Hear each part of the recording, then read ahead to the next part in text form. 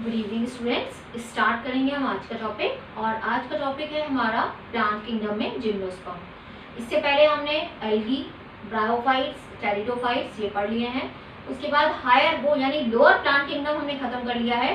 अब हमारे higher plant kingdom में, तो हायर प्लांट किंगडम के अंदर हमारे दो ग्रुप हैं, एक है जिम्नोस्पर्म और एक है एंजियोस्पर्म। तो आज हम स्टार्ट करने जा रहे हैं जिम्नोस्पर्म्स। ठीक है, तो क्या डिफरेंस है? जैसे एंजियोस्पर्म सबसे लास्ट का है, सबसे हायर फाइलम है, ये भी हायर फाइलम में आता है, बट दोनों में क्या डिफरेंस है कि जो एंजियोस्पर्म्स है उसको हम बोलते हैं फ्लावरिंग प्लांट्स। तो जितने भी फ्लावरिंग प्लांट्स हैं वो सारे किस में आते हैं? एंजियोस्पर्म्स में। जिम्नोस्पर्म में फ्लावरिंग प्लांट्स नहीं होते, पहला डिफरेंस। दूसरा डिफरेंस, जितने भी आप फ्रूट्स खाते हो उस फ्रूट्स के अंदर आपको सीड दिखते हैं अंदर जहां पर भी, तो वो कहाँ क्या है? वो सारे एंजियोस्पर्म्स हैं। और इसके अंदर क्या होता है, क्योंकि ओवरी नहीं होती है, सीड क्या होते हैं? बिल्कुल नेकेड होते हैं। ओवरी नहीं होती यानी फ्रूट की जो फॉर्मेशन है वो नहीं होती, सीड होता है वो भी नेकेड होता है। ये डिफरेंस है दोनों के बीच में। ठीक है, तो जिम्नोस का मीन्स क्या होता है? जिम्नो मीन्स नेकेड, जिम्नोस का मीन्स है नेकेड, एंड स्पर्मा मतलब सीड, यानी इसके अंदर क्या होते हैं? Naked seed. यानी जैसे आप फ्रूट खाते हो आपको फ्रूट के अंदर सीड देखने को मिलते हैं, यहाँ पर आपको वो नहीं दिखाई देगा, यहाँ पे ओवरी नहीं होती इसलिए फ्रूट की फॉर्मेशन नहीं होती, आपको सीड दिखेगा, नेकेड सीड। तो जिम्नोस means naked and स्पर्मा means seed. अब देखते हैं इसके क्या कैरेक्टरिस्टिक फीचर है। इसमें आपको medium size, tall tree, shrub सब कुछ देखने को मिलेगा। यानी छोटे साइज के पेड़ भी देखने को मिलेंगे, मीडियम साइज के भी मिलेंगे, और श्रब्स भी, और टॉल। आपको पता है ना क्या होते हैं? हर्ब्स, फिर श्रब्स, फिर ट्री आते हैं। तो छोटे साइज के भी हैं, श्रब्स भी हैं, और फिर टॉल भी है। जो सबसे बड़ा प्लांट है सिकोया, वो इसमें आता है। The giant redwood tree sequoia, जो टॉलेस्ट ट्री स्पीसीज है वो इसके अंदर आती है, जो बहुत लंबा होता है। तो सिकोया यानी रेडवुड ट्री, इसके ऊपर अक्सर क्वेश्चन आता है कि कौन सा जो है वो टॉलेस्ट ट्री है, तो आपको ध्यान रखना है रेडवुड ट्री सिकोया, इसके ऊपर एग्जाम में पूछा जाता है। फिर आगे इसमें जो रूट सिस्टम है, क्योंकि हायर प्लांट है तो हायर प्लांट में कुछ ना कुछ एसोसिएशंस होती हैं। तो पहले तो इसके अंदर जो रूट प्रेजेंट होती है वो रूट सिस्टम कौन सा है? Tap root. ठीक है, टैप रूट सिस्टम होता है। दूसरा, कुछ एसोसिएशंस होती हैं हायर प्लांट की रूट के साथ। तो जहां पर फंगस का एसोसिएशन होता है उसको बोलते हैं माइकोराइजा। आपको ये भी याद रखना है क्योंकि ये 11th और 12th दोनों के अंदर है। तो पाइनस प्लांट जो है, इसके अंदर कौन से आ रहे हैं? आपने अक्सर देखा होगा पाइनस, पाइन जिस है ना, कोन से बने हुए। आपने अगर पहाड़ों पे गए हो तो वहां देखा हो लोग सजाने के लिए उसको घर में ले आते हैं, वो जो कोन्स दिखते हैं आपको वो इसी में आते हैं, पाइनस में। ठीक है, जिससे वो चिलगोजा जो ड्राई फ्रूट है वो भी निकलता है। तो पाइनस ट्री में वो जो कोन्स दिखते हैं वो है। साइकस आपने अक्सर देखा होगा, ऑर्नामेंटल प्लांट की फॉर्म में सब लोग लगाते हैं उसको घर में, तो साइकस इसमें आता है, पाइनस इसमें आता है। तो हायर प्लांट जो है उसकी रूट यानी पाइनस के साथ जो फंगस है वो एसोसिएशन बना लेती है रूट्स के साथ, और उस एसोसिएशन को बोलते हैं माइकोराइजा। ये 12th में भी है, तो इसलिए आपको ध्यान रखना है, कॉम्पिटिटिव एग्जाम में भी आता है, 11th में भी है, 12th में भी है। तो माइकोराइजा वर्ड आपको अच्छे से याद कर लेना है। ये क्या करता है? दोनों का म्यूचुअल रिलेशनशिप है। म्यूचुअल यानी जहां पर दोनों का बेनिफिट हो। दोनों का बेनिफिट क्या है? जो फंगस है वो क्या करेगी? सारे न्यूट्रिएंट्स को अब्जॉर्ब करेगी, और अब्जॉर्ब करके किसको देगी? सॉइल में से न्यूट्रिएंट अब्जॉर्ब करेगी और प्लांट को देगी। प्लांट क्या दे रहा है? इसको नरिशमेंट दे रहा है, रहने की जगह दे रहा है, इसके साथ एसोसिएशन है तो रहने की जगह दे रहा है इसको, और साथ में इसको नरिशमेंट दे रहा है। तो दोनों का काम हो गया, दोनों का म्यूचुअल रिलेशनशिप हो गया, दोनों का एसोसिएशन हो गया।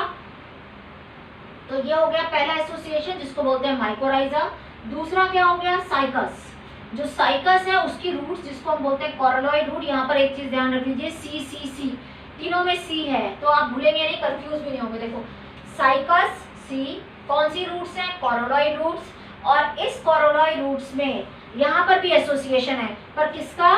साइनोबैक्टीरिया। साइनोबैक्टीरिया जिसको हम ब्लू ग्रीन एल्गी भी बोलते हैं, ब्लू ग्रीन एल्गी भी बोलते हैं। साइनोबैक्टीरिया या ब्लू ग्रीन एल्गी जो नाइट्रोजन फिक्सेशन का काम करती है। तो नाइट्रोजन फिक्सिंग बैक्टीरिया साइनोबैक्टीरिया बोल सकते हैं या ब्लू ग्रीन एल्गी बोल सकते हैं। ये साइकस की कोरोलॉइड रूट में रहते हैं और वहां नाइट्रोजन फिक्सेशन का काम करते हैं। तो आपको यहाँ पर सी ध्यान रखना है ताकि आप कंफ्यूज नहीं होंगे कि पाइनस में है या साइकस में है। तो साइकस की कोरोलॉइड रूट्स में क्या प्रेजेंट है? साइनोबैक्टीरिया, जिसको ब्लू ग्रीन एल्गी भी बोलते हैं, जो नाइट्रोजन फिक्सेशन का काम कर रहा है। ठीक है, अब आ जाता है इसमें कुछ, जैसे साइकस है, साइकस में जो स्टेम है वो अनब्रांच्ड होता है, पाइनस में ब्रांच्ड होता है। तो इस पे भी क्वेश्चन आता है, पाइनस और सेट्रस में जो स्टेम है वो ब्रांच होता है और साइकस में अनब्रांच्ड होता है। उसके बाद लीव्स सिंपल और कंपाउंड दोनों तरह से हो सकती हैं। साइकस के अंदर पिन्नेटली लीव्स होती हैं। पिन्नेट लीव्स क्या होता है? इस तरह से एक्सिस के दोनों तरफ आपने देखा होगा ना, इस तरह से जो लीव्स लगी रहती हैं, इस तरह से, इनको बोलते हैं हम पिन्नेटली लीव्स, जो एक्सिस के इस तरह से लगी रहती हैं। इस तरह का जो अरेंजमेंट होता है, मॉर्फोलॉजी में आप पढ़ोगे इसको, इस तरह का जो अरेंजमेंट होता है उसको बोलते हैं पिन्नेट कंपाउंड लीव। ठीक है, तो इस तरह का इसमें लीव्स में अरेंजमेंट होता है। साइकस के अंदर पिन्नेट लीव्स देखने को मिलती हैं। फिर आ जाता है leaves are well adapted to withstand extreme temperature, humidity and wind. मतलब इसके अंदर ऐसी अडेप्टेशन होती है कि ये एक्सट्रीम कंडीशन, यानी एक्सट्रीम टेम्परेचर जो है उस कंडीशन को, ह्यूमिडिटी को, विंड सिचुएशन, जो भी एक्सट्रीम कंडीशन है उसमें सह सकती है। उन सारी सिचुएशन को उस तरह से ये अडेप्ट है। जैसे इन कॉनिफर्स, कॉनिफर्स मतलब कोन की तरह के जो होते हैं, इस तरह से जिनका अरेंजमेंट होता है कॉनिफर्स ट्री, तो वो कॉनिफर्स कहलाते हैं। इस तरह का अरेंजमेंट होता है कि वो लीफ जो है वो इस तरह से होती है, तो वो दिखता है बिल्कुल कोन की तरह से, उसकी शेप बिल्कुल कोन की तरह से हो जाती है।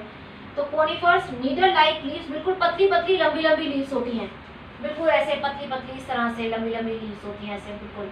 तो क्या होगा जब पतली लीव्स होंगी तो क्या होगा? सरफेस एरिया कम हो गया, रिड्यूस हो गया सरफेस एरिया। एक हो ब्रॉड लीफ, एक हो इतनी पतली और एक हो इतनी ब्रॉड, तो क्या होगा? किसमें वाटर लॉस ज्यादा होगा? इसमें होगा ना वाटर लॉस, क्योंकि ब्रॉड है। ब्रॉड लीव्स में वाटर लॉस के चांसेस ज्यादा हैं as compare to needle like leaf, बिल्कुल लंबी पतली सी होगी, तो उसमें क्या होगा? वाटर लॉस उतना ज्यादा नहीं होगा। तो इसके अंदर क्या है? निडल लाइक लीव्स बिल्कुल पतली पतली लंबी लंबी लीव्स हैं। रिड्यूस सरफेस एरिया, जो रिड्यूस कर रही है सरफेस एरिया ताकि वाटर लॉस ना हो। थिक क्यूटिकल, हम पढ़ चुके हैं कि क्यूटिकल क्या होती है। क्यूटिकल वहाँ होती है, एक वैक्सी कवरिंग बना लेती है एपिडर्मिस के बाहर ताकि वाटर लॉस नहीं हो। वाटर लॉस को प्रिवेंट करने के लिए थिक क्यूटिकल कवरिंग हो जाती है। और क्या है? और क्या अडेप्टेशन है? सनकिन स्टोमेटा, सारी अडेप्टेशन हो गई। सनकिन स्टोमेटा मतलब स्टोमेटा ऊपर नहीं होंगे, बिल्कुल अंदर की तरफ धसे हुए होंगे ताकि वाटर लॉस ना हो। तो ये सारी जो अडेप्टेशन है वो किसके लिए है? कि वाटर लॉस को रोका जा सके। लीव्स कैसी हो गई? निडल लाइक हो गई। जो स्टोमेटा है वो सनकिन हो गए। कवरिंग ऊपर क्या है इसमें लीफ पे? Thick cuticle. ठीक है, अब ये भी किसमें आता है? तो ये बात क्लियर हो गई कि इसमें स्मॉल ट्री भी आते हैं, मिडल साइज भी आते हैं यानी श्रब भी आते हैं, और टॉलेस्ट ट्री इसके अंदर ही आता है, सिकोया। फिर इसकी जो हायर, क्योंकि ये हायर प्लांट की कैटेगरी का है, जिम्नोस्पर्म जिसमें नेकेड सीड्स होते हैं, और हायर प्लांट की कैटेगरी है तो उसकी रूट्स जो है, जो टैप रूट है उसके साथ ज़्यादातर इसमें टैप रूट होती है, और पाइनस के साथ फंगस जो एसोसिएशन बनाती है उसको बोलते हैं माइकोराइजा।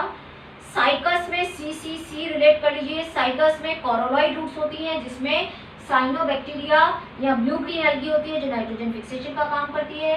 स्टेम साइकस में अनब्रांच्ड है और पाइनस में ब्रांच्ड है। फिर लीव्स सिंपल और कंपाउंड दोनों तरह की है। साइकस में पेनेटली लीव्स है जो इस तरह की होती हैं। इसमें जो लीव्स है वो वेल अडोप्टेड है, किसके लिए? एक्सट्रीम कंडीशन के लिए, ताकि वो बियर कर सके, सह सके extreme temperature, humidity, wind. Conifers में निडल लाइक लीव्स है, बिल्कुल पतली पतली, वाटर लॉस को रोकने के लिए। थिक क्यूटिकल है, सनकिन स्टोमेटा है। ठीक है, और यहाँ पर ये भी हेटेरोस्पोरस है। हेटेरोस्पोरस मतलब दो तरह के स्पोर प्रोड्यूस करेगा। ये हमने टेरिडोफाइटा में भी देखा था। वैसे तो होमोस्पोरस होता है और वहाँ सेलेजिनेला और साल्विया में क्या था? दो तरह के स्पोर प्रोड्यूस हो रहे थे, microspore and megaspore. Haploid spores होते हैं ये, माइक्रोस्पोर एंड मेगास्पोर, यानी क्रोमोसोम नंबर हाफ होता है।